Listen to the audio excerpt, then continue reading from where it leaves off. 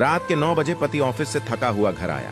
दरवाजा खोलते ही पत्नी ने लड़ना झगड़ना शुरू कर दिया, क्योंकि वो उसे इतना पसंद नहीं करती थी। पति ने शांत स्वर में कहा, मुझे बहुत भूख लगी है, कुछ खाने को दे दो। पत्नी ने चिल्लाकर जवाब दिया, जाओ खुद ही खा लो, मुझे नींद आ रही है। पति ने कुछ नहीं कहा और चुपचाप बैठ गया। पूरी रात पत्नी ने उससे बहस की और वह बस सुनता रहा। जब सुबह हुई तो पति ने धीरे से कहा, मुझे नाश्ता दे दो। पत्नी गुस्से में बोली, मैं अब तुम्हें और बर्दाश्त नहीं कर सकती, भगवान करे काश तू मर जाए। पति ने कुछ नहीं कहा और बिना कोई प्रतिक्रिया दिए ऑफिस चला गया। शाम को पत्नी अपने बच्चों को स्कूल से घर वापस ला रही थी।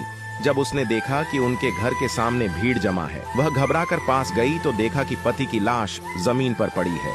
वह हादसे का शिकार हो चुका था। पत्नी का दिल धक से रह गया। उसकी आंखों के सामने अंधेरा छा गया।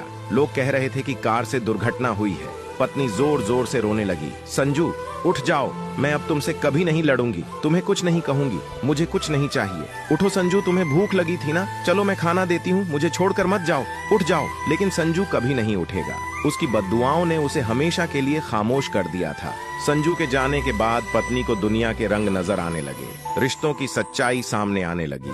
उसके अपने भी उससे मुंह मोड़ने लगे। फिर कुछ दिनों बाद उसका घर भी छीन लिया। जो हिस्सा उसका बनता था ससुराल वालों ने उसे दे दिया। संजू के जाने के बाद पत्नी को एहसास हुआ कि पति चाहे जैसा भी हो, वह उसके जीवन का अहम हिस्सा था। अगर आप इससे सहमत हैं तो कमेंट में यस लिखें और हाँ, ऐसी और कहानियों के लिए हमारे पेज से जरूर जुड़े।